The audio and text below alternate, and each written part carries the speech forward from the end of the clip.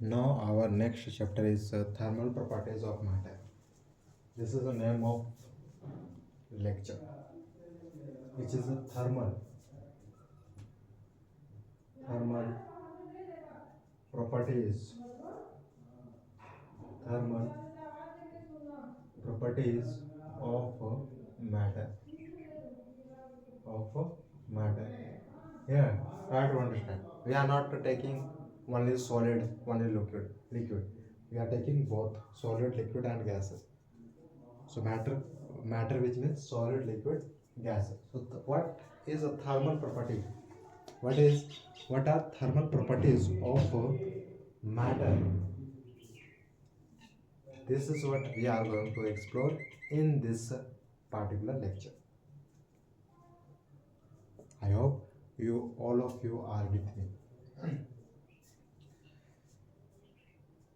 इस चैप्टर में ये देखेंगे कोई चीज हिट होने पर उसका एक्सपेंशन कैसा होता है।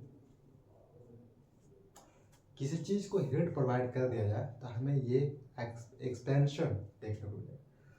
सो थर्मल प्रॉपर्टीज ऑफ मैटर शुरू करते हैं। इस चैप्टर में हम समझते हैं कि जब किसी चीज को गर्म या हीट प्रोवाइड किया जाए, हीट दी जाती है, तो उसके अंदर क्या बदलाव होता है। हम देखते हैं कुछ डायमेंशन चेंज होते हैं, कुछ लेंथ चेंज होते हैं, वॉल्यूम चेंज होता है।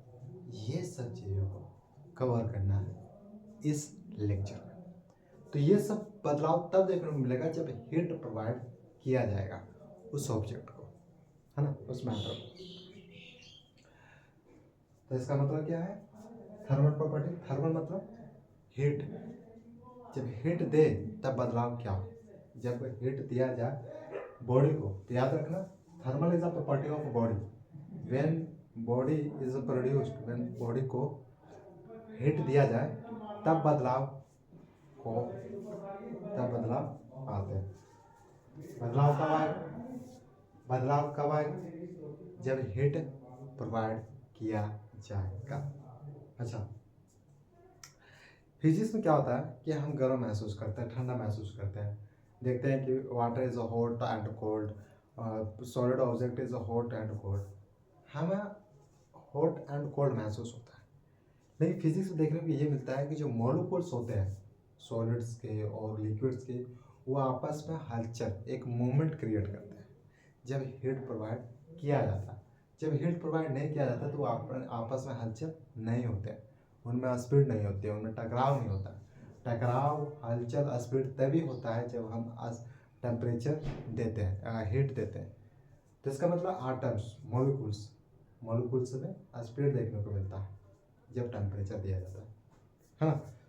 तो ठीक है, हम रियल लाइफ में सिर्फ इतना देखते हैं, डायरेक्ट हमें ये महसूस होता है कि कोई बॉडी, कोई ऑब्जेक्ट गर्म है या ठंडा है, यही बस महसूस होता है। लेकिन जब हम फिजिक्स में इसे एनालाइज करते हैं तो हमें ये पता चलता है कि अंदर की जो मॉलिक्यूल्स है, बॉडी के मॉलिक्यूल्स और एटम्स है, वो आपस में क्या करते हैं, एक दूसरे को पुशिंग फोर्स देते हैं, पुल करते हैं, पुश करते हैं, और वो क्या बोलते हैं, फोर्स लगाते हैं, और स्पीड क्रिएट होता है, रेजिस्टेंस क्रिएट होता है। ऐसा कुछ देखने को मिलता है ना। यानी मूवमेंट होता है, उसमें मूवमेंट होता है। Let's start with the first, temperature. Temperature varies and heat, दोनों में क्या डिफरेंस है, क्या दोनों सेम है या डिफरेंस है, इन दोनों के बीच में क्या डिफरेंस है। टेम्परेचर है, देखो हीट है वो एक एनर्जी होता है, हीट है वो एक एनर्जी होता है जो कि एक मीडियम से दूसरे मीडियम में ट्रांसफर होता है, एक बॉडी से दूसरे बॉडी में ट्रांसफर होता है, दैट हीट, है ना। तो वहाँ पर कुछ जो एनर्जी लॉस करेगा, ऐसा महसूस होगा। कौन सा एनर्जी, हीट वाला महसूस। तो हीट वाला वो होल्ड में, जो हॉट है वो कोल्ड में बदल जाता है, यानी यहाँ पर एनर्जी का ट्रांसफॉर्मेशन हो रहा है from one body to another body. जब वो हॉट हो और वो कोल्ड में हो जाए, ऐसा तब होगा जब अनदर जो ऑब्जेक्ट है वो कोल्ड होना चाहिए, है ना, वो हीट नहीं होना चाहिए, अदरवाइज वो और हीट हो जाएगा। यानी हीट एक एनर्जी है जो गर्म चीज़ से ठंडी चीज़ की तरफ बहता है या फॉलो करता है, तरफ बहती है ना। So remember, heat is nothing but this is energy, this is energy जो गर्म चीज़ से ठंडा चीज़ की ओर बहता है। अगर एक बॉडी हॉट है, अगर उस बॉडी को दूसरे बॉडी के साथ कांटेक्ट में लाया जाए तो दूसरा बॉडी गर्म हो जाएगा, लेकिन जो फर्स्ट बॉडी है वो ठंडा होना स्टार्ट कर देगा और दूसरा बॉडी है वो गर्म में हॉट में आना स्टार्ट कर देगा। कुछ इस तरह का एनर्जी का ट्रांसफॉर्मेशन होता है। यानी heat is nothing but this is energy. Heat energy जिसे हम कहते हैं, ये ट्रांसफर करता है from one body to another body, है ना। तो mechanical energy I think it should be equal, क्योंकि जो पहले में जो हॉट था वो दूसरा बॉडी में चला गया, लेकिन अभी भी है, बस ट्रांसफॉर्मेशन देखने को मिला, बस ट्रांसफॉर्मेशन देखने को मिला। अच्छा ठीक है, ये हीट एक एनर्जी है जो बस एक बॉडी से दूसरे बॉडी में ट्रांसफॉर्म होता है। फिर वो देखोगे जो अनदर बॉडी है उसमें से भी वो निकल गया, हॉट निकल गया, फिर कहाँ गया, आई थिंक इट गोइज समवेयर ना। टेम्परेचर क्या ये बताता है कि कोई चीज़ कितना ठंडा है कितना गर्म है, यानी टेम्परेचर को हम ये सिर्फ बताएगा आपको, है ना। वेट था वो सिर्फ एनर्जी था, एक बॉडी से दूसरे बॉडी में ट्रांसफर करा था। लेकिन जब हम टेम्परेचर बोलते हैं कि इतना टेम्परेचर हीट है, दिस वाटर इतना इतना हीट है इस वाटर का, तो हमें ये पता चलता है टेम्परेचर से।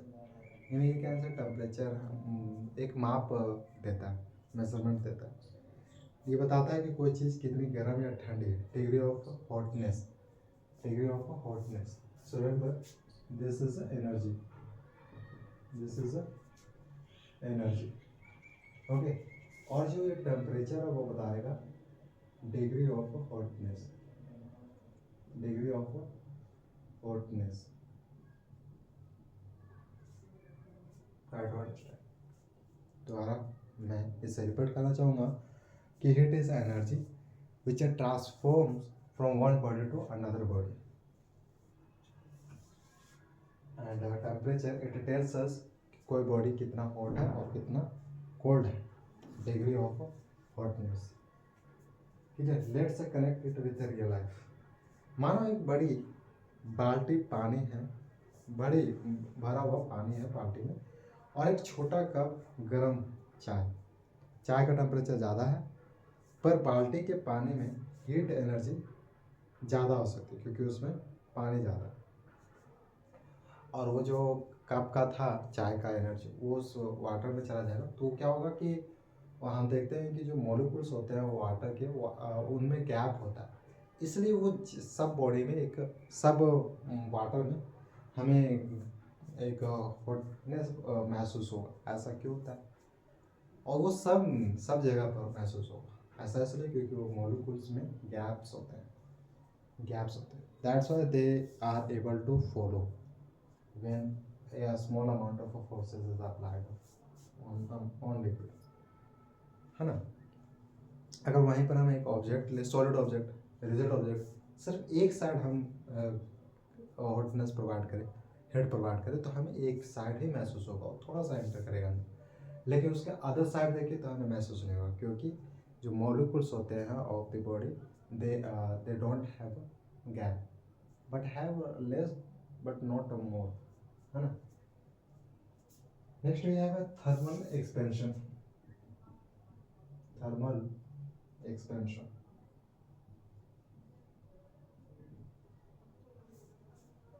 यानी एक्सपैंड होना, एनर्जी का एक्सपैंड होना। जब बॉडी को एक हीट दे दिया जाए तो वो जो एनर्जी एक्सपैंड हो रहा है उसे कहते हैं थर्मल एक्सपेंशन। लेकिन याद रहे, यहाँ पर एक्सपैंड क्या हो रहा है, एक्सपैंड हो सकता है लेंथ, वॉल्यूम, ये सब एक्सपैंड हो रहा है, ना कि वो हीट। जब हीट इंक्रीज हो सकता है, हीट कम बेसी हो सकता है, उसी के माध्यम से हमें एक्सपेंशन मिलेगा। जब हम किसी चीज़ को हीट करते हैं, गर्म करते हैं, तो उसके मॉलिक्यूल्स दूर दूर भागते हैं, ऐसा देखने को मिलता है।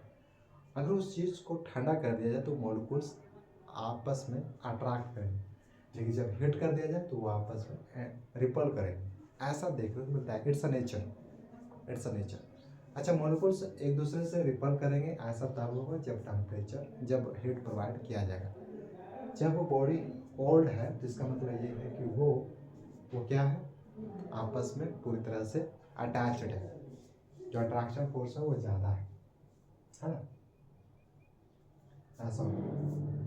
तो उसके मॉलिक्यूल्स दूर दूर भागते हैं जिससे वो चीज़ एक्सपैंड हो जाती है। अच्छा, कोई बॉडी एक्सपैंड होता है जब उसे हिट किया जाता है, तो वो एक्सपैंड होने के पीछे का रीज़न क्या है? रीज़न ये है कि वो मॉलिक्यूल्स है वो एक दूसरे से दूर भागना चाहते हैं। ऐसा इसलिए क्योंकि उन्हें टेम्परेचर दे दिया गया, हीट दे दिया गया। और जब वो मॉलिक्यूल्स आपस में दूर भागते हैं तो वो उसी के कारण वो बॉडी को एक्सपैंड कर पाते हैं और उनके बीच में गैप बन जाता है ना, गैप बन जाता है। तो सॉलिड्स रेलवे की पटरी में देखते हैं कि एक बीच थोड़ी सी जगह होती है, देखते हैं कि जो सनलाइट होता है वो तो रेलवे की पटरी में पड़ता है, तो अगर थोड़ा सा टेम्परेचर बढ़ जाए तो वो गैप को पूरा कर ले, तो उससे क्या होगा कि रेलवे की पटरी भी सुरक्षित रहेगा, कोई दरार वगैरह नहीं आएगा। अगर एक्सपेंशन होता होगा भी, क्योंकि सनलाइट पड़ता ही रहता है दिन रात में, दिन भर तो पड़ता रहता है, तो उससे एक्सपेंशन देखने को मिला जाता है। तो इसलिए बीच में जो रेलवे की पटरी होता है, कहीं बीच बीच में गैप दिया जाता है, छोटा गैप रहता है, वो इसलिए दिया जाता है ताकि एक्सपैंड अगर करें तो इस गैप को फुलफिल कर सके और इससे सुरक्षित पटरी भी सुरक्षित रह जाएगा, इसलिए गैप उसमें दिया जाता है ना, ताकि गर्मी में फैलने पर पटरियाँ टेढ़ी ना हो जाए, है ना। वो आपने जिस डायरेक्शन बनाया गया था, जैसा बनाया गया था वैसा ही रहे, कोई डायरेक्शन चेंज ना हो। अगर डायरेक्शन चेंज हो जाएगा तो हमें एक्सीडेंट देखने को मिलेगा, एक्सीडेंट या यू कैन से ट्रेन पलट सकते हैं वगैरह वगैरह देखने को मिलेगा। तो इसलिए वो अगर देखो अगर वो फैलेगा तो ट्रेन पार्टी थोड़ा बहुत इधर टेढ़ा उड़ा जाएगा।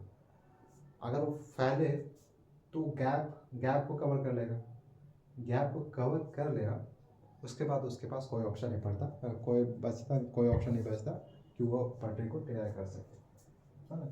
क्योंकि जो थोड़ा बहुत एक्सपैंड करा तो वो आगे की ओर मूव कर गया ना। अब वही गैप को अगर नहीं दिया जाए तो क्या होगा, उसके पास ऑप्शन नहीं बचेगा आगे की मूव करने, बल्कि उसी में इधर उधर मूव कर जाएगा, टेढ़ा हो जाएगा, जिससे यू कैन इमेजिन कि क्या होगा, है ना। अच्छा, लिक्विड्स, थर्मोमीटर में मरकरी गर्मी पकड़ के ऊपर चढ़ता है। देखो, थर्मोमीटर एक डिवाइस होता है, उसे अधिकतर डॉक्टर लोग यूज करते हैं, थर्मोमीटर डिवाइस। वहाँ पर देखा जाता है कि जो थर्मोमीटर डिवाइस होता है, थर्मोमीटर डिवाइस होता है, कुछ उसे मरकरी भी कहा जाता है। जब हम उसे ठंडा वाटर में रखें तो हम देखते हैं कि उसमें एक लेवल होता है ब्लैक कलर का। वो लेवल क्या होता है कि नीचे की ओर आ जाता है, तो वह बताना चाहता है कि, और उसमें माप भी होता है, कुछ वैल्यूज वगैरह होता है, तो वैल्यू बता देता है कि आपका इतना डिग्री पर ये लेवल गया था, इसका मतलब आपका इतना डिग्री बुखार है, इतना डिग्री बुखार है।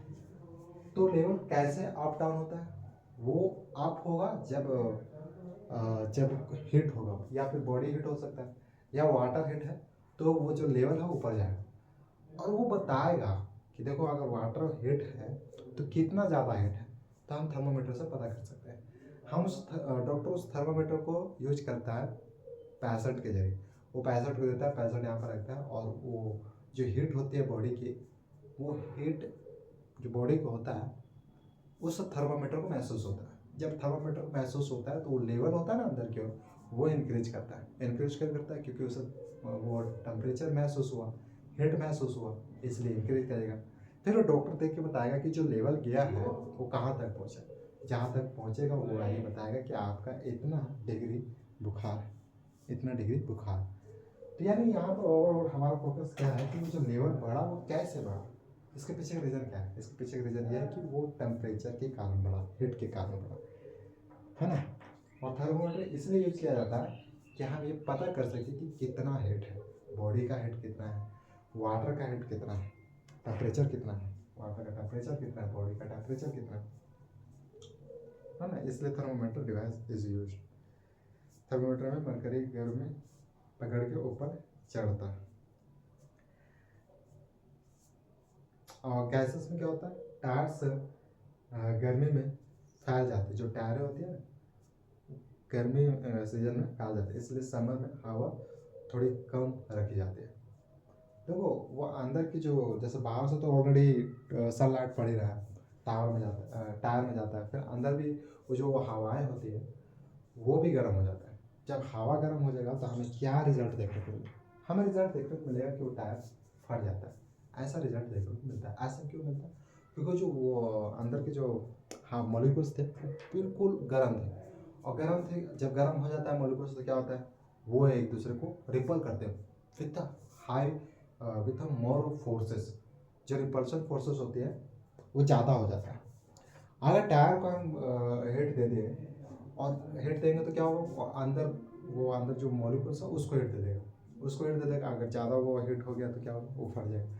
यानी वो जो अंदर की मॉलिक्यूल्स है बाहर आने की चाह रहा है कि मुझे इतना ज़्यादा हिट दे दिया गया तो मैं बाहर आना चाहता हूँ, बाहर मैं नहीं रह सकता ना, तो रिपल्सन फोर्स ज़्यादा है, समझ रहे ना। अगर वहीं पर अगर हवा ठंडा रहा तो वहाँ अंदर अट्रैक्शन फोर्स रहेगा, अंदर ही रहेगा टायर्स के अंदर। लेकिन वही बात है, हिट दोगे तो वो रिपल्सन फोर्स हो जाएगा, है ना, तो वो अपना रिपल्सन फोर्स ज़्यादा कर लेगा। और वो है कि टायर में क्या है, जैसे जैसे टेम्परेचर इंक्रीज होता जाएगा फटाक सुन आवाज़ आएगी, यानी मॉलिक्यूल्स बाहर आना चाहिए। क्यों आना चाहिए, टेम्परेचर ज़्यादा कर देगा इसलिए आना चाहिए, है ना। ये था बेस्ट एग्जाम्पल जो कि हम देखते हैं अपने वो रियल लाइफ में। अच्छा, image showing apps, okay. Next we have next topic which is specific. देखो ओवरऑल आप जो एक्सपेंशन देखोगे वो मॉलिक्यूल्स के द्वारा ही होता है, और मॉलिक्यूल्स अपने आप में अपने एरिया में रिपल्शन फोर्स को ज़्यादा कर देते हैं, और ज़्यादा तब होता है जब टेम्परेचर ज़्यादा बढ़ता है। जैसे जैसे टेम्परेचर बढ़ता जाएगा जो रिपल्शन फोर्स है वो बढ़ता जाएगा अमॉन्ग मॉलिक्यूल्स, तब हमें क्या बोलते हैं उसको रिजल्ट देखने को मिलता है, क्या चीज़ का, चेंजेस का, है ना। तो जो स्टार्ट होता है एक्सपेंशन का, ये स्टार्ट होता है मॉलिक्यूल से। अगर टेम्परेचर ना दिया जाए तो वो जो फोर्सेस लगाते हैं अमॉन्ग मॉलिक्यूल्स, वो अट्रैक्शन फोर्स ज़्यादा होता है ना।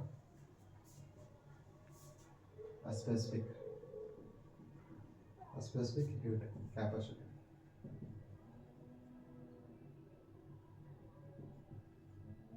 यानी गर्मी सोखने की शक्ति,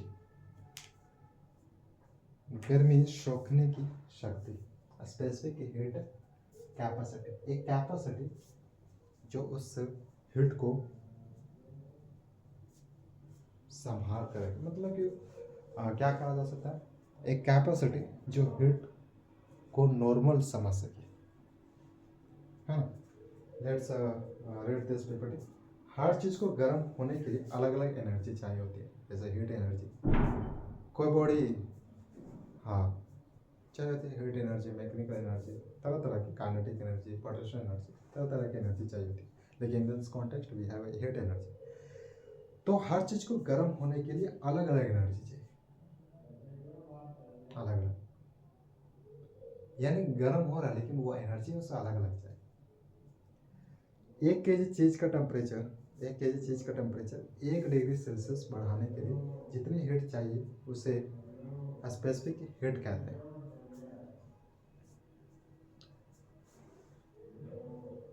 एक kg का temperature 1 degree Celsius 1 degree Celsius बढ़ाने के लिए जितनी हीट चाहिए उसे स्पेसिफिक हीट कहते हैं। एक जो हीट होता है जैसे हम स्पेसिफिक हीट कहते हैं, वहाँ पर क्या होगा कि देखो हमने इतना सेल्सियस देखा कि इसका बॉडी का जो टेम्परेचर इतना सेल्सियस, लेकिन ये अभी भी हीट नहीं है, वो हॉटनेस महसूस नहीं हो रहा है। तो इससे आगे जो हमें हीट प्रोवाइड करना होगा उसे हम क्या कहेंगे, और हीट क्यों प्रोवाइड करना होगा इससे आगे। फॉर एग्जाम्पल 1 डिग्री सेल्सियस है, किसी ऑब्जेक्ट की टेम्परेचर 1 डिग्री सेल्सियस है, लेकिन वो हॉटनेस जैसे फीलिंग नहीं आ रही, तो इसके आगे जो हम प्रोवाइड करेंगे 1 डिग्री सेल्सियस के आगे सो अब हमारा जो आएगा स्पेसिफिक हीट कैपेसिटी आएगा, है ना, स्पेसिफिक हीट कैपेसिटी आएगा। उससे स्पेसिफिक हीट कहते हैं वाई, पानी के स्पेसिफिक हीट बहुत ज़्यादा होती है। यस, इसलिए पानी देर से गर्म होता है और देर से ठंडा होता है, उसे टाइम लगता है। पानी को गर्म होने में थोड़ा सा टाइम लगता है और उसी का उल्टा थोड़ा ठंडा होने में भी टाइम लगता है। यानी एक जो टाइम होता है जहाँ पर वो हीट हो जाता है, फिर वहाँ से जो अगर वो ठंडा की ओर जाए तो वो टाइम लेता है ज़्यादा, फिर वो गर्म की ओर जाए तो वो टाइम लगेगा गर्म होने के लिए, तो यानी टाइम ज़्यादा रहता है।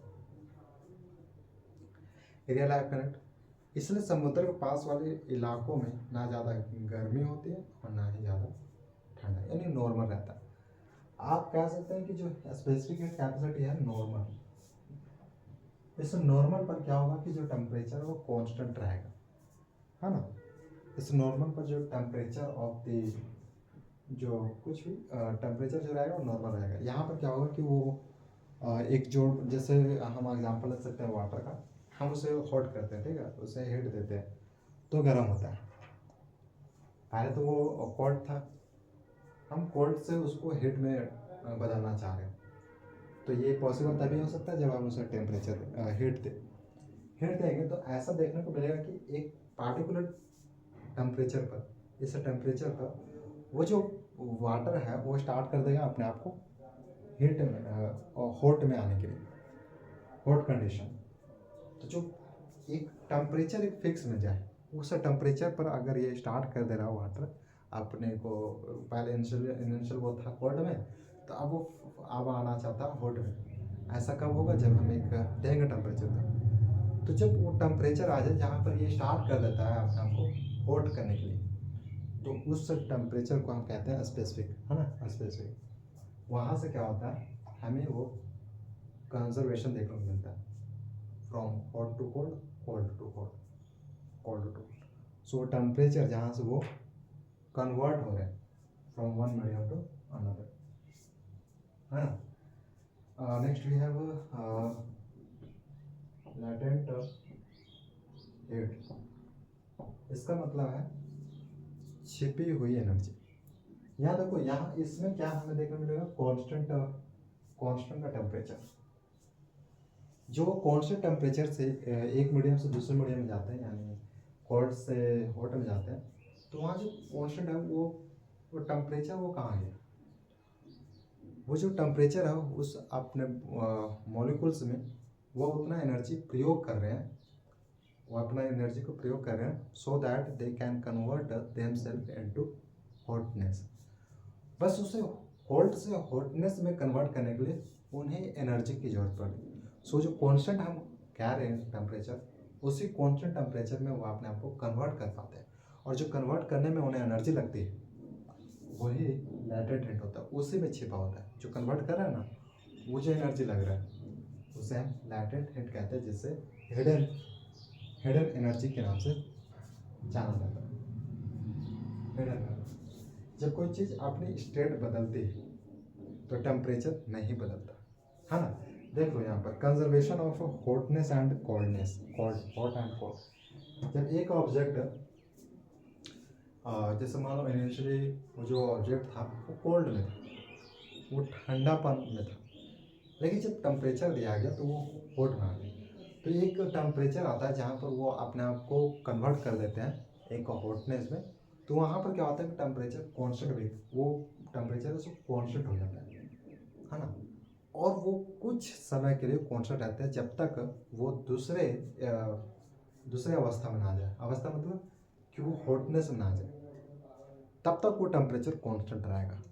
अच्छा ठीक है, फिर वो जो उस टाइम में जब टेम्परेचर कांस्टेंट है वहाँ पर क्या होता है, उन्हें एनर्जी की ज़रूरत होती है। क्यों एनर्जी की ज़रूरत होती है, उन्हें एनर्जी की इसलिए ज़रूरत होती है ताकि वो मॉलिक्यूल्स को लगा सके फोर्स, अट्रैक्शन रिपल्शन फोर्स लगा सके, सो that they can become hotness.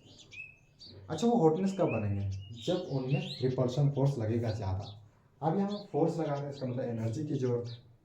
और वो एनर्जी क्या होता है, लैटेंट हीट होता है, और ये क्या से वहाँ एनर्जी छिपी हुई होती है जो कॉन्स्टेंट टेम्परेचर में अपने आप को कन्वर्ट कर रहे हैं। यहाँ टेम्परेचर जो कि कॉन्स्टेंट है, तो एनर्जी कहाँ जा रहा है, एनर्जी बस उसको कन्वर्ट करने में लग जा रहा है, कोल्ड से हॉट में कन्वर्ट करने में उतना एनर्जी लग जा रहा है ना। तो टेम्परेचर नहीं बदलता पर हीट लगी रहती है। हम जो हीट होता है वो बढ़ते रहता है, और जो हीट जो एनर्जी लग रहा है, हीट एनर्जी लग रहा है वो मॉलिक्यूल्स में लग रहा है, उनकी रिपल्शन फोर्स को बढ़ाने में लग रहा है। लेकिन वो जो टेम्परेचर है वो कांस्टेंट आ जाएगा। जब वो वाटर है, जब वो वाटर स्टार्ट कर दे हॉटनेस में जाने के, तब टेम्परेचर विल बी कांस्टेंट। ये हीट मॉलिक्यूल्स के बीच का बॉन्ड तोड़ने में खर्च हो जाते है ना, ट्राई टू अंडरस्टैंड। वो स्टार्टिंग में क्या था कि जो अट्रैक्शन फोर्स था वो ज़्यादा था, अब इस अट्रैक्शन फोर्स को तोड़ना है, यानी रिपल्शन में जाना है।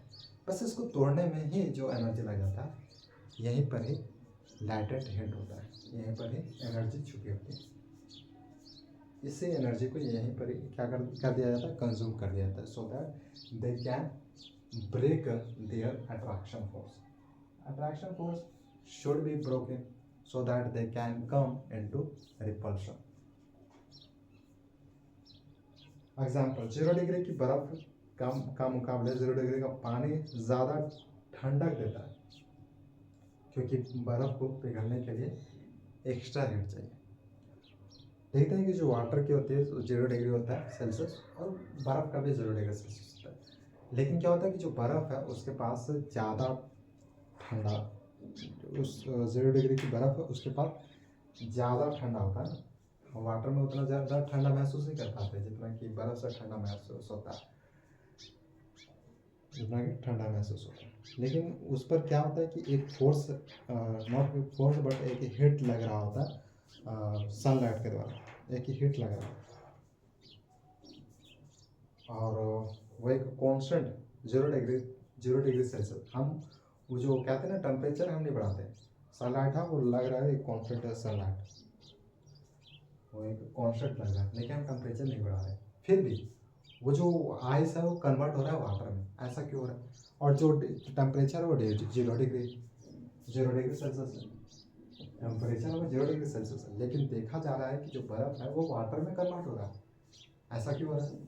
हम देख सकते हैं कि नेचर यही कहना चाह रहा है कि temperature, if the temperature is constant at this moment, that object will convert into hotness, और यू कैन से कोल्डनेस।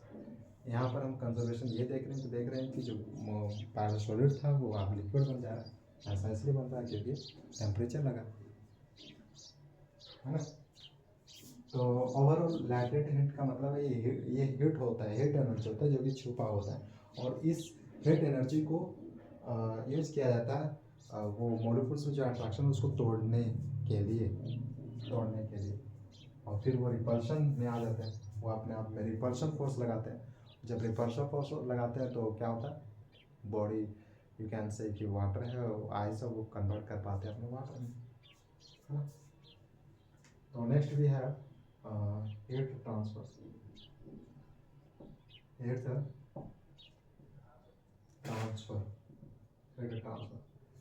जैसा कि हमने देखा कि हीट एनर्जी का काम ही ये होता है कि वो एक बॉडी से दूसरे बॉडी में जाए। अच्छा, वो एक बॉडी से दूसरे बॉडी में कैसे जा पाते हैं?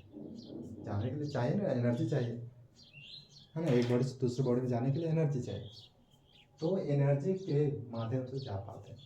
जो हीट होता है एक बॉडी से दूसरे बॉडी में जा पाता है, वो एनर्जी के माध्यम से जा पाते हैं, और उस एनर्जी को हीट एनर्जी कहते हैं। जो हीट ट्रांसफर हो रहा है इस 1 बाय 1 करके पढ़ेंगे। पहला हमारे पास है कंडक्शन, सेकेंड भी है कन्वेक्शन, एंड थर्ड भी है रेडिएशन। ये हमें समझना बहुत ज़रूरी है कि क्या कंडक्शन क्या है, रेडिएशन क्या है, और कन्वेक्शन क्या है। और इसे समझना कोई डिफिकल्ट नहीं है।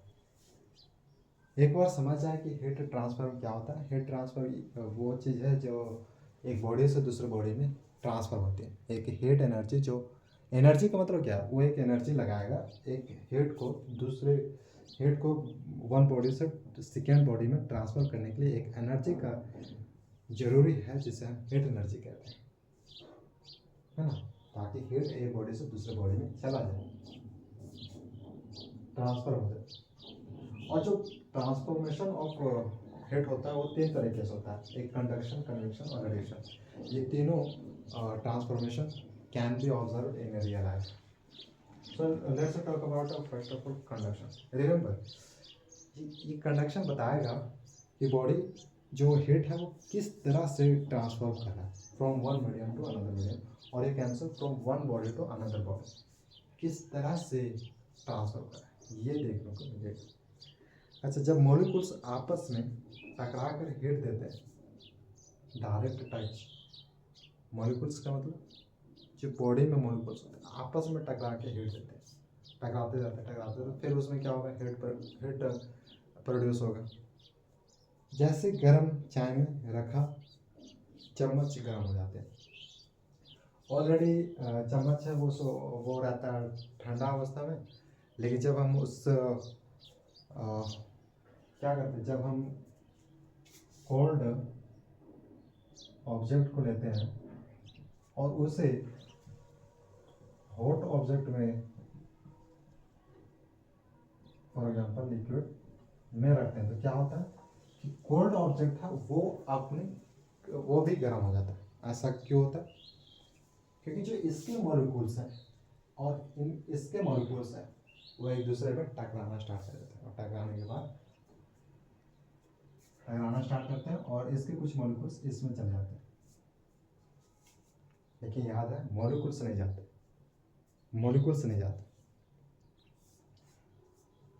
वो मॉलिक्यूल्स से आपस में टकराते हैं, ये दोनों के आपस में टकराते हैं जिससे एक हीट उत्पन्न होता है। यानी ओवरऑल यू कैन से कि जब बॉडी एक बॉडी हॉट है और एक बॉडी कोल्ड है, जब कोल्ड बॉडी टच करेगा हॉट बॉडी को तो वो कोल्ड बॉडी को हॉटनेस महसूस होगा। यह direct touch, here you can से direct touch.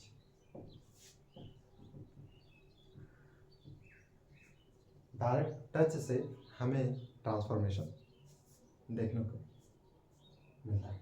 Direct touch, for example अगर मैं इसे हिट करूं और इसे डायरेक्ट मैं टच कर दूं किसी और ऑब्जेक्ट से, तो उस ऑब्जेक्ट को हॉटनेस महसूस होगा, यानी डायरेक्ट टच से उसे महसूस होगा। और नेक्स्ट वी हैव कन्वेक्शन। जब गर्म लिक्विड या गैस खुलकर चलकर जाती है, जैसे पानी का उबलना, यहाँ पर देखने को ये मिलता है जो एक बर्तन ये कैंसर जब इसे हिट दिया जाता है तो कुछ वाटर वैपर होकर वो आसमान में वेपराइजेशन करते हैं, यानी कुछ मॉलिक्यूल्स एक एयर के रूप में मूव करने लगते हैं। यानी यू कैन से कि उसे ज़्यादा टेम्परेचर मिल गया तो एक एयर बनकर हवा में यू कैन से कि उड़ने लगते हैं, उड़ना स्टार्ट हो जाता है।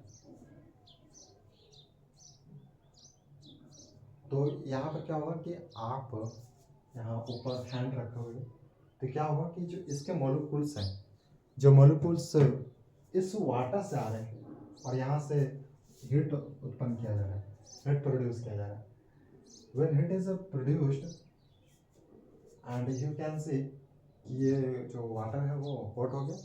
अब यहाँ पर क्या होगा कि मॉलिक्यूल्स हैं वो चाह रहे हैं कि मैं ज़्यादा से ज़्यादा रिपल्शन फोर्स करूँ, तो जो अपर जो सरफेस होता है ना वहाँ से मॉलिक्यूल्स निकलना स्टार्ट करते हैं और डाउनवर्ड से भी निकलते हैं, क्योंकि लिक्विड है इसलिए। तो कुछ मॉलिक्यूल्स से निकलेंगे फिर वो एक एयर के रूप में बहकर हमारे एटमॉस्फेरिक में चले जाते हैं। When you will keep like that your hand what you will feel, you will feel कि कुछ you will feel hotness, तुम्हारा हाथ ऑलरेडी ठंडा था, जैसा ही इसको ऊपर रखा तो क्या होता है कि वो जो हैंड है वो महसूस करता है हॉटनेस। इसके पीछे रीजन क्या कि इसके मोलिक्यूल्स क्या ऊपर की ओर गए और यहाँ पर टकराए, इसके साथ सड़ गए, यू कैन से, इससे दूर जाना चाहता है तो यहाँ से सड़ रहे मोलिक्यूल्स। अब जो मोलिक्यूल्स सटे हैंड में सटा, तो ये molecules already it was cold, it was hot, and when it touched this hand, so this transformation of this heat went into my hand। ये प्रोसेस होता है ट्रांसफॉर्मेशन ऑफ हीट का, ट्रांसफॉर्मेशन ऑफ हीट का। सारा खेल molecules का है ना, सारा खेल मॉलिक्यूल्स। लेकिन हमें यहाँ पर डायरेक्ट व्यू नहीं देखने मिलता, हमें यहाँ ऑब्जर्व करना पड़ता है। यानी मॉलिक्यूल्स हैं वो एयर में एयर ड्रॉप्स की तरह उड़ना स्टार्ट करते हैं, कुछ इस तरह से ये ट्रांसफर होते हैं, कुछ इस तरह से ये ट्रांसफॉर्म होते हैं इनडायरेक्ट।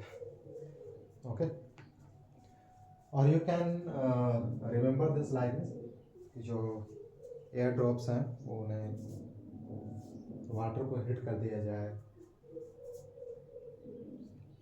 और एक क्या होता है कि हम क्लोथ्स को सुखाते हैं,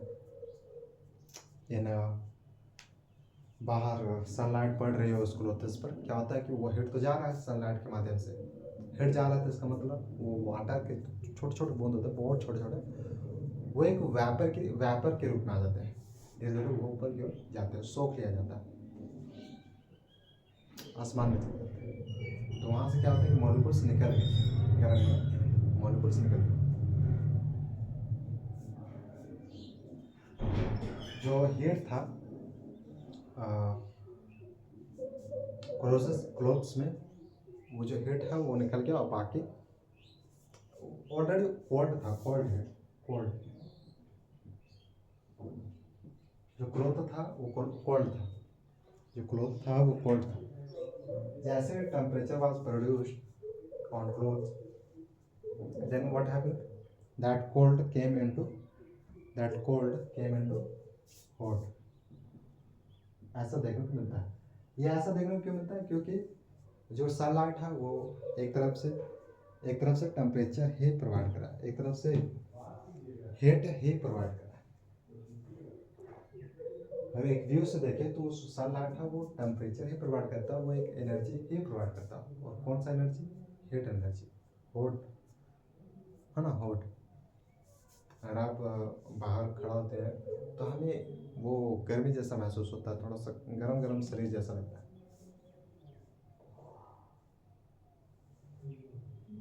यानी हमारा बॉडी पहले तो कोल्ड में था, फिर हॉट में कैसे आया, कारण is sunlight is applying temperature, sunlight is applying heat. Radiation में देखते हैं, इसमें किसी मीडियम की जरूरत नहीं होती, इसका जो रिलेशन होता है कन्वेक्शन, वो फ्रॉम वन ऑब्जेक्ट, जो कि ऑब्जेक्ट कैन बी विजुअल, लेकिन जो ये ट्रांसफर होगा वो इनविजुअल में होगा, क्या हम देख नहीं सकते। हमें देखने के लिए कुछ ऐसे डिवाइस को यूज़ करना होगा, सो दैट डिवाइस हमें ये पता करके दे कि हाँ वो मॉलिक्यूल्स गए हैं वो आसमान में, किस तरह से वो अपना प्रोसेस कर रहे हैं, so that they can transform their energy from one object to another object. तो यहाँ पर क्या है, ये atmospheric word will come. Radiation कहना चाहता है कि there is a no medium,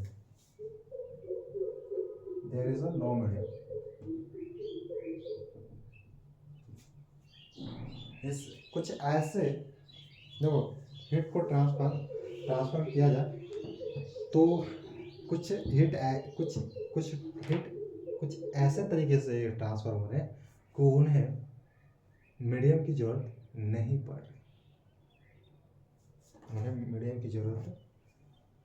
रही, इसमें किसी मीडियम की जरूरत नहीं होती। जैसे सूरज की गर्मी हम तक पहुँची, वो डायरेक्ट हम तक पहुँचती, किसी मीडियम से होकर नहीं। किसी मीडियम से ऊपर नहीं।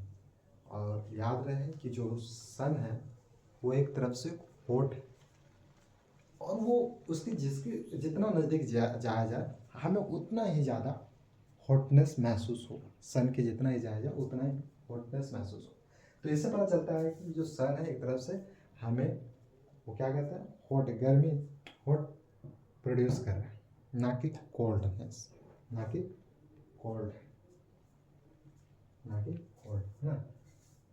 तो उसी को सन को किसी भी चीज़ की मीडियम की किसी भी मीडियम की ज़रूरत नहीं है कि वो अपने हीट को ट्रांसफर कर सके टू अस, हमारे तक। उसे कोई मीडियम की जरूरत नहीं, वो अपने से ही ट्रांसफर हो रहा है हमारे तक, है ना। तो one sentence you can remember कि there is no medium, it does not need any medium to transfer heat from one medium to another medium. इससे कोई थर्ड मीडियम की जरूरत नहीं, कोई मीडियम की जरूरत नहीं। अच्छा, next we have Newton's cooling law.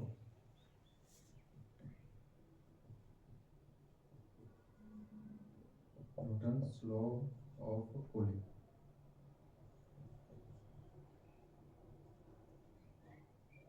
Law of cooling, जो कूलिंग का लॉ है, law of cooling of Newton person, क्या था ये लॉ? ये लॉ क्या था? ये बताता है, ये जो लॉ है ऑफ कूलिंग, ये बताता है कि गर्मी गर्मी चीज़ कितनी जल्दी ठंडी हो। कोई भी चीज़ हॉट हो गया, ठीक है, उसे टेम्परेचर मिला, उसे हीट मिला, लेकिन वो कितना जल्दी या फिर कितना टाइम लगाएगा वो अपने कोल्ड में आने के लिए, वो हमें इस लॉ से पता चलेगा, इस लॉ से पता चलेगा। फॉर एग्जाम्पल, मैंने वाटर को हीट किया तो वो टाइम लगेगा उसको कोल्ड होने में, वो हमें इसी से पता चलता है, इस लॉ से पता चलता है। रूल, जितना टेम्परेचर का फर्क होगा उतना चीज़ उतनी ही जल्दी ठंडी हो। हमें एक देखने को मिलेगा चेंज इन टेम्परेचर, जितना ज़्यादा चेंजेस रहेगा टेम्परेचर में, हमें वो जो ठंडी है उसका होना बहुत ही कम टाइम लगेगा, उसका ठंडा होना बहुत ही कम टाइम लगेगा, जितना ज़्यादा चेंजेस रहेगा, है ना। एग्जाम्पल, एक कप गर्म चाय 90 डिग्री सेल्सियस पर है, से 80 डिग्री सेल्सियस में जाता है, होने में कम टाइम लगेगी, पर 40 डिग्री से 30 डिग्री सेल्सियस में होने में ज़्यादा टाइम लगेगा। यानी 90 डिग्री सेल्सियस से 80 degree Celsius, try to understand, it is talking about गर्म चाय, ठीक। फिर उसके बाद पर 40 डिग्री सेल्सियस से 30 डिग्री सेल्सियस होने में ज़्यादा टाइम लगेगा। When it comes to 40 degree Celsius से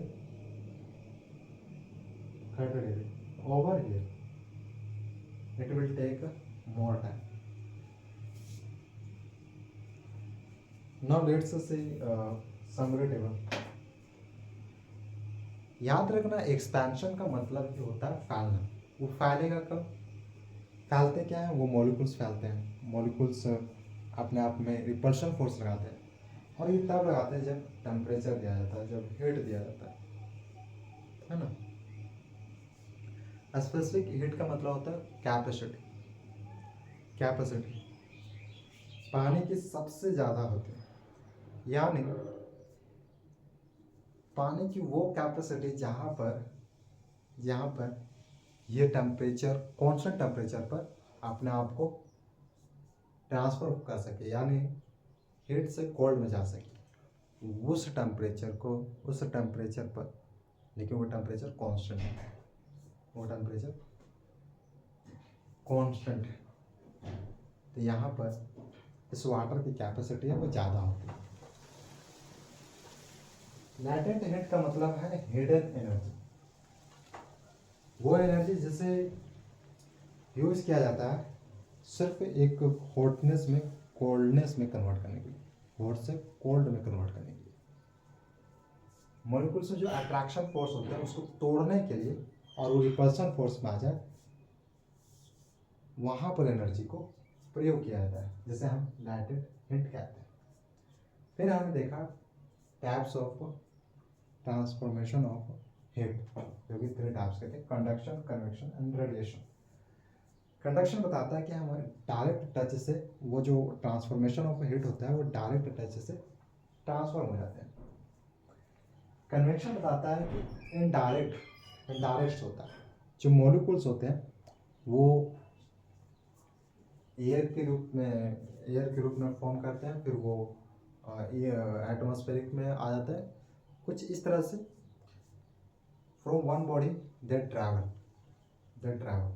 एंड जहाँ वो molecules will hit on the surface of anything, then that object will observe what a hit, that object will observe hit. तो यहाँ पर in visual word I think will come and atmospheric pressure, atmospheric in visual word आएगा। हमें उतना जल्दी देखने को नहीं मिलता कि हाँ यहाँ पर जो हेड है वो ट्रांसफर होता है, हमें ऑब्जर्व करना होता है।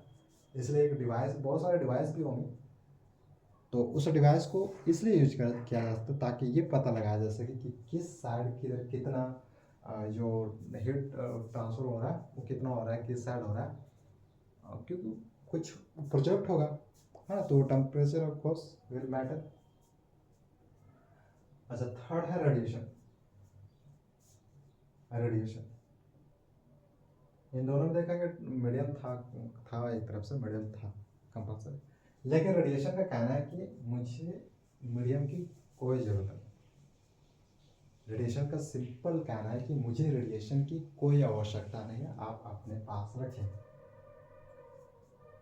ये बिना मीडियम के हेल्प से बॉडी को ट्रांसफॉर्म कर देता है, जैसे सनलाइट, उसे कोई मीडियम की जरूरत नहीं है, वो अपने आप में उसके पास हीट और वो प्रोवाइड कर रहा है। उसका कहना है कि मुझे किसी की ज़रूरत नहीं, आई एम इंडिपेंडेंट। अच्छा, रेडिएशन मतलब नो मीडियम, वैक्यूम में भी ट्रैवल करती है। हम देखा कि जो ये कन्वेक्शन, जब हम बात कर रहे थे कन्वेक्शन, तो वो जो ट्रांसफॉर्मेशन था ऑफ हीट वो ट्रैवल कर रहा था एटमॉस्फेयर में। लेकिन ये रेडिएशन है कि जो ये रेडिएशन है वो तो ट्रांसफर, अगर वो एटमॉस्फेयर में ट्रैवल करेगा तो इसका मतलब क्या हुआ, कन्वेक्शन है। लेकिन इसका कहने का ये है, और यहाँ पर एटमॉस्फेयर एक मीडियम बन जा रहा है ना, एटमॉस्फेयर एक मीडियम बन जा रहा है। लेकिन इसका रेडिएशन का कहना है कि अगर मेरे पास एटमॉस्फेयर नहीं है तो भी मैं ट्रैवल कर सकता हूँ, यानी हीट को मैं ट्रांसफर कर सकता हूँ, जो कि सनलाइट के साथ होता है। कुछ सनलाइट के नज़दीक ऐसे कुछ होते हैं जो वैक्यूम में होते हैं, जैसे कि अगर हम थोड़ा सा चल जाए मून की तरफ, तो वहाँ पर हम देखते हैं कि वैक्यूम थोड़ा सा देखने को मिलता है। हालांकि राइट में जस्ट अंडरस्टैंड कि ये जो रेडिएशन कुछ ऐसे ट्रांसफॉर्मेशन देखा जा सकता है हीट का जो वैक्यूम में भी ट्रैवल करते हैं। वैक्यूम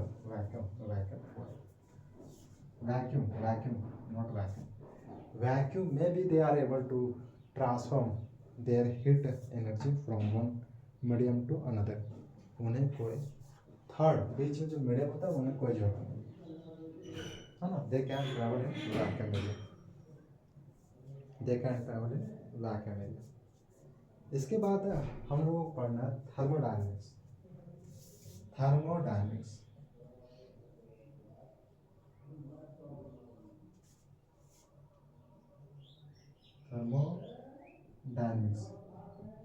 इसका मतलब something is moving, something will be moving. Dynamics मतलब मूविंग, डायनेमिक्स मतलब moving.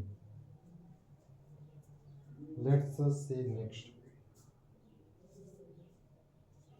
this is also new for me, but it doesn't mean we will ignore it, not at all, because it's a part, I think it is a taking participate of 11th standard.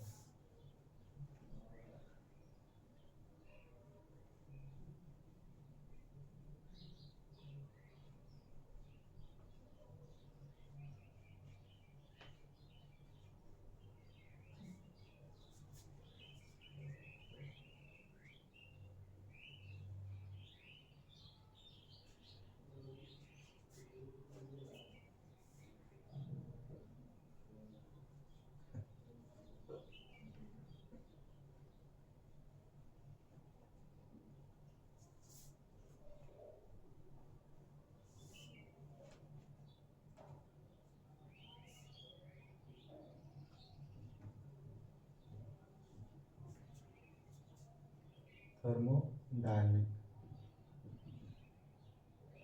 System, thermodynamic system और surroundings.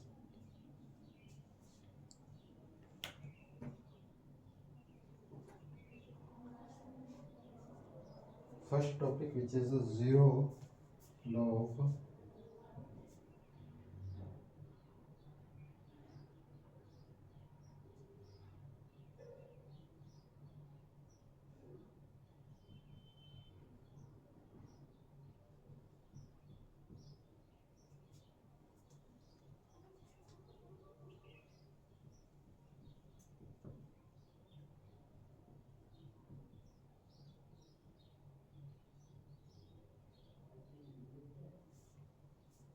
heaven.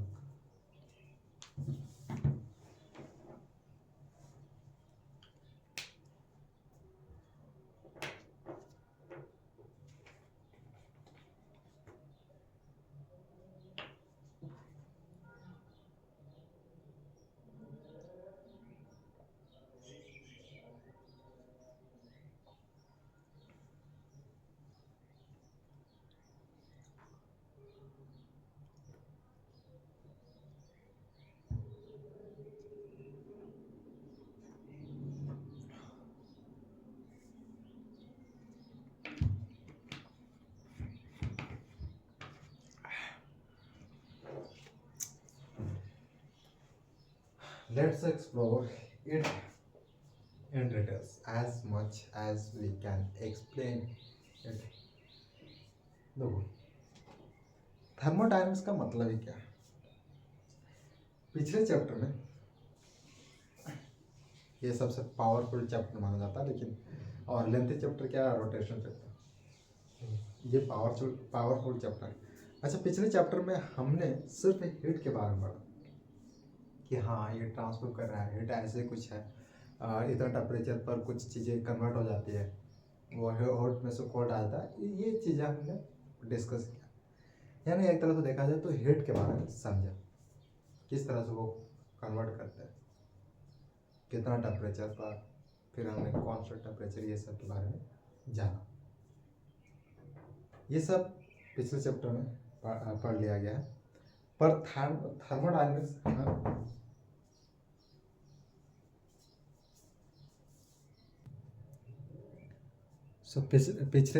पिछले क्या बोला जाए, वो जो chapter था नाम क्या था?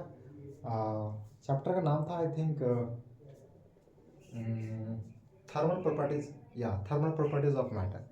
उस चैप्टर में हमने सिर्फ हीट के बारे में डिस्कस किया, ट्रांसफर ऑफ हीट के बारे में जाना। लेकिन इसमें ये कनेक्शन देखा जा सकता है हीट का, लेकिन थोड़ा सा डिफरेंट रहेगा, थोड़ा सा रहेगा एक क्या बोलते हैं उसको, विस्तार इसमें रहेगा। पिछले चैप्टर में हमने सिर्फ हीट के बारे में पढ़ा, पर थर्मोडायनेमिक्स हमें बताता है कि उस हीट को वर्क में कैसे बदला जाए, वर्क में कैसे बदला जाए। अगर वर्क में बदलेंगे तो हमें of course kinetic energy, potential energy, ये सब की जरूरत होगा। वो मूव कर रहा है मॉलिक्यूल्स, इसका मतलब उसके पास काइनेटिक एनर्जी। टेम्परेचर देंगे तो वो पहले तो पोटेंशियल एनर्जी रहेगा, फिर वो अपने आप को कन्वर्ट कर देगा काइनेटिक एनर्जी में। जैसे ही कन्वर्ट करेगा वो पार्टिकल्स विल स्टार्ट मूविंग, यानी उसके पास काइनेटिक एनर्जी। कुछ इस तरह से वो वर्क करे। तो इस लेक्चर में हम ये देखेंगे कि किस तरह से हीट को वर्क कराया जाए। हाँ, वर्क कराएंगे तो भाई फोर्स लगाएंगे, एनर्जी देंगे उसको, काइनेटिक एनर्जी होगा, डिफरेंट एनर्जी होगा। काम में कैसा बदला जाए? जैसे पेट्रोल जलने से हीट बनती है और उससे कार चलता है। देखो वो तो जब उसे हम पेट्रोल को जलाएंगे, कुछ माचिस वगैरह मारेंगे तो वो आग में कन्वर्ट हो जाएगा। लेकिन उसी पेट्रोल का हम कुछ इस तरह यूज किया जा सकता है कि व्हीकल को चलाया जाए। तो व्हीकल को चला सकते हैं पेट्रोल के माध्यम से, लेकिन उसी को हम आग में भी कन्वर्ट कर सकते हैं, है ना। एक ही चीज़ से क्या क्या काम हो रहा है, एक ही चीज़ से डिफरेंट काम, यानी वो डिफरेंट एनर्जी प्रोड्यूस कर रहा है, डिफरेंट एनर्जी प्रोड्यूस कर। So first topic is a thermodynamic system, our surrounding. हमारे जो सराउंडिंग हमारे आसपास उनके जो इनके हमारे आसपास जो सिस्टम है थर्मोडायनामिक, उसको देखो, उसको ऑब्जर्व करो। जिस चीज़ पर हम एक्सपेरिमेंट कर रहे हैं, जैसे एक सिलेंडर में भरी गैस, देखते हैं ना, चूल्हा जो होता है ऐसे किचन रूम में एक सिलेंडर होता है, उसमें एक भरी गैस होती है, तो कर रहे हैं उस सिस्टम में हम उस सिलेंडर को लेंगे as a experiment, as a experiment.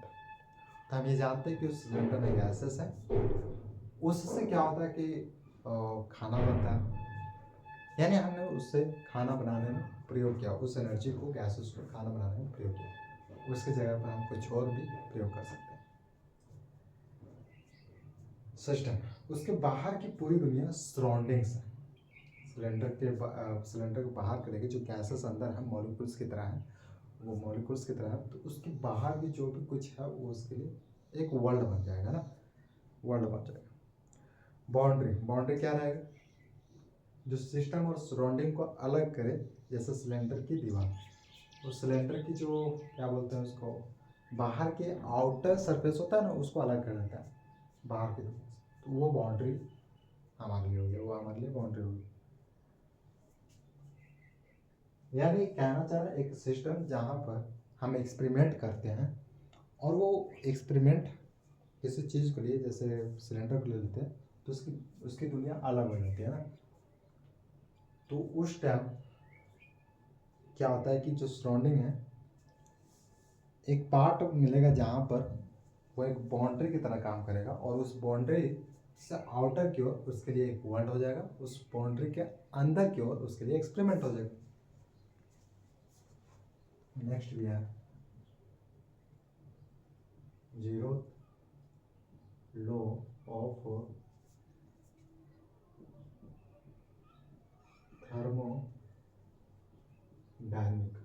थर्मोडायनिक्स। Zeroth का मतलब law of thermodynamic, okay, this is law of thermodynamic, but ये जो one more word which is added is what, this is what. So ये बताएगा टेम्परेचर के नियम, लेकिन याद रहे ये जो जीरोथ है, आई think it should B name of a person, name of a scientific person, zeroth, जैसे हम लोग न्यूटन से पढ़ा वैसे ये भी, तो जो पर्सन है वो न्यूटन नहीं था, कोई और है जिसका नाम है जीरोथ। अब यहाँ पर इस कॉन्सेप्ट में हम टेम्परेचर के लॉ को देखेंगे, लॉ के बारे में जानेंगे। लॉ ऑफ थर्मोडायनामिक्स मतलब rule of temperature, rule of temperature. Let's explore it. अगर दो बॉडीज हम डिफरेंट ए एंड बी, अगर दो बॉडीज किसी तीसरी body C, different bodies are not same, C body के साथ अलग अलग बैलेंस थर्मल इक्विलिब्रियम में है। अच्छा, इक्विलिब्रियम का मतलब क्या होता है कि वो तो या तो रेस्ट में होंगे या फिर कॉन्स्टेंट वेलोसिटी से मूव करेंगे, लेकिन वो सब के पास बॉडीज के पास एक्सेलरेशन नहीं होगा, external force is zero, this is what is the meaning of equilibrium, है ना। तो यहाँ पर हम वर्ड का ऐड करें विच इज थर्मल। यहाँ थर्मल से हम ये समझेंगे कि जो टू बॉडीज हैं, थर्मल से ये भी समझ सकते हैं कि हम हीट प्रोवाइड करने जा रहे हैं बॉडी को, और वो क्या है कि जो बॉडी है वो इक्विलिब्रियम में है, वो सबके पास कोई आइसोलेशन नहीं है ना, तो इसे ही थर्मल इक्विलिब्रियम कहा जाता है। Try to understand what is a thermal equilibrium.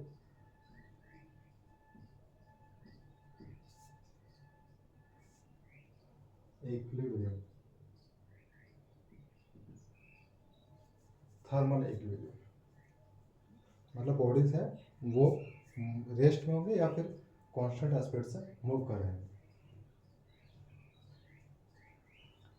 M I right?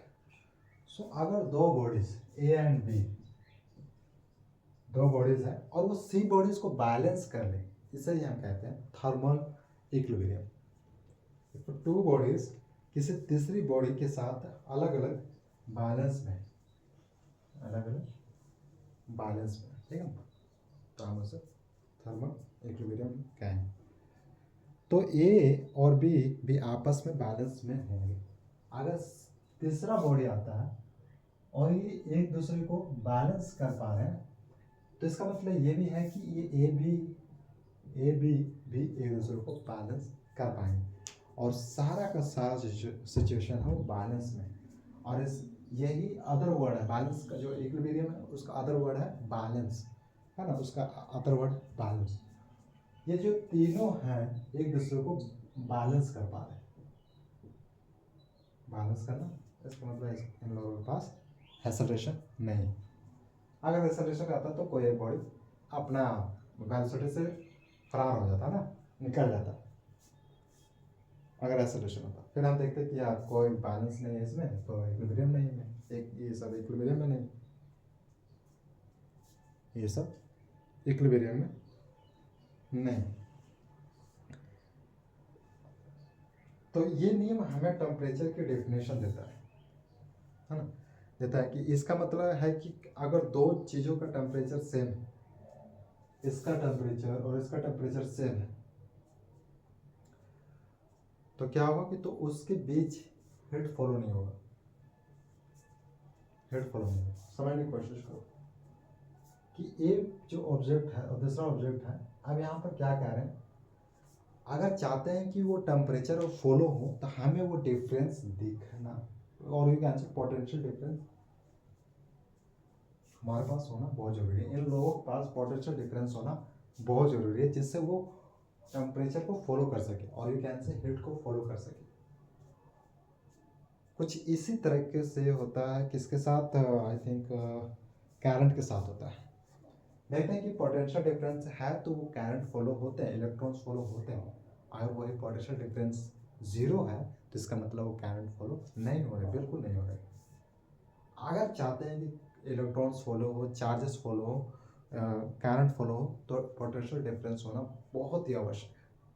और यहाँ भी वही कॉन्सेप्ट देखा जा रहा है कि अगर temperature will be same then they will not transfer heat from one body to another body to each other, है ना, एक दूसरे में जो हीट है वो प्रोवाइड नहीं करेंगे, क्योंकि टेम्परेचर वो है कौन दोनों में सेम है। सेम का मतलब डिफरेंस नहीं। अगर इसके पास 5 डिग्री सेल्सियस है, इसके पास भी 5 डिग्री सेल्सियस है, तो बहुत हाथ सेम, बहुत हाथ सेम, यानी ये भी इसको प्रोवाइड करेगा हीट, तो ये भी इसको प्रोवाइड करेगा हीट, दोनों पास हीट है। और जो अगर यहाँ देखा जाए इसको हम 15 डिग्री सेल्सियस कर देते हैं, मैं इसको 15 डिग्री सेल्सियस कर देता हूँ, तो क्या होगा कि इसके कुछ हीट इसमें चल जाएगा, हो so that both can balance, दोनों बैलेंस कर सके।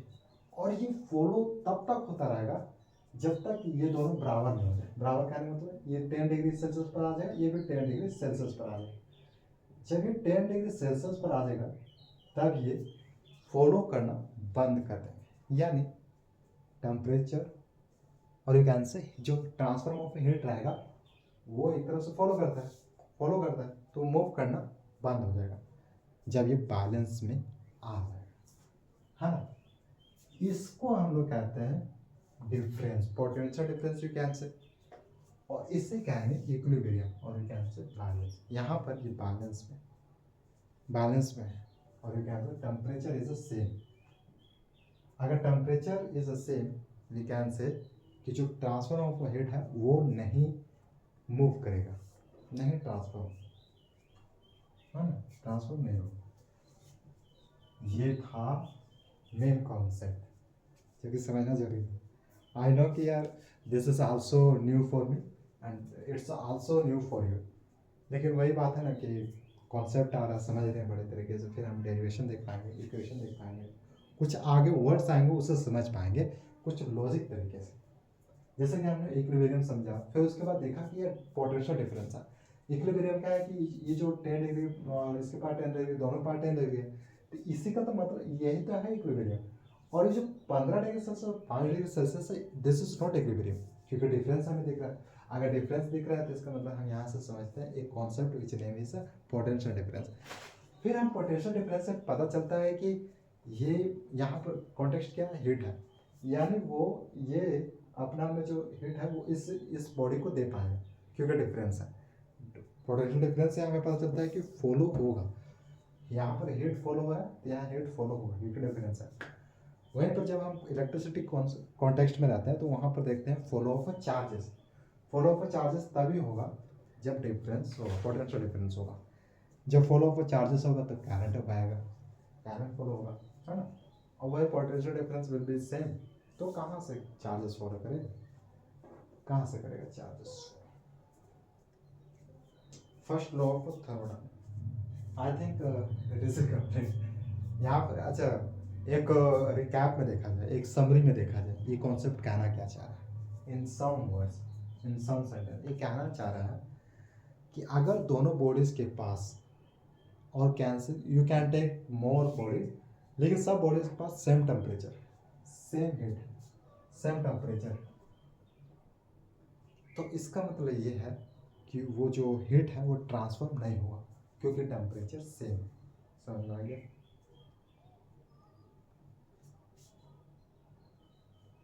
ये नियम हमें टेम्परेचर की डेफिनेशन देता है। इसका मतलब है कि अगर दो चीज़ों का टेम्परेचर सेम है या टेम्परेचर सेम है तो जो heat of transfer of heat है वो बिल्कुल नहीं होगा, तो उनके बीच हीट फॉलो नहीं होगा।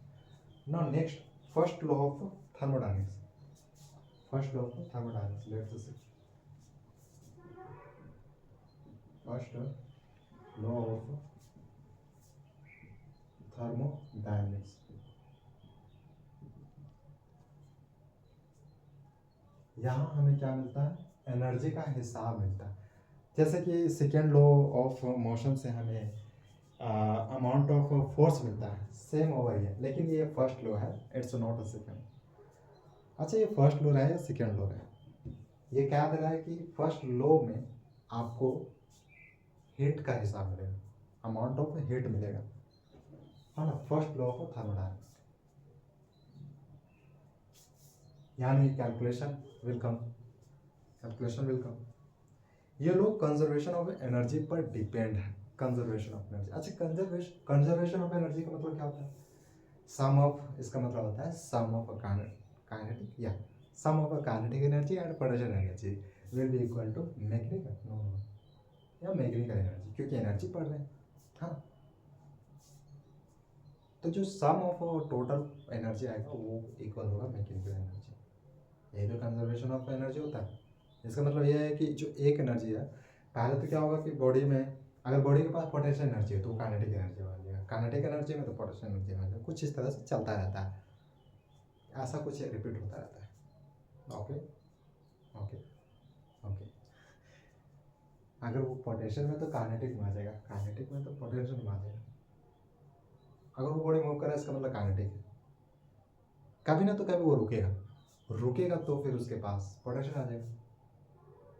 लेकिन यहाँ पर एक टर्म है, और यू कैन से एक लेटर, हाइट वर्ड, यार हाइट वर्ड को हाईलाइट किया जाता है फॉर पोटेंशियल डिफरेंस।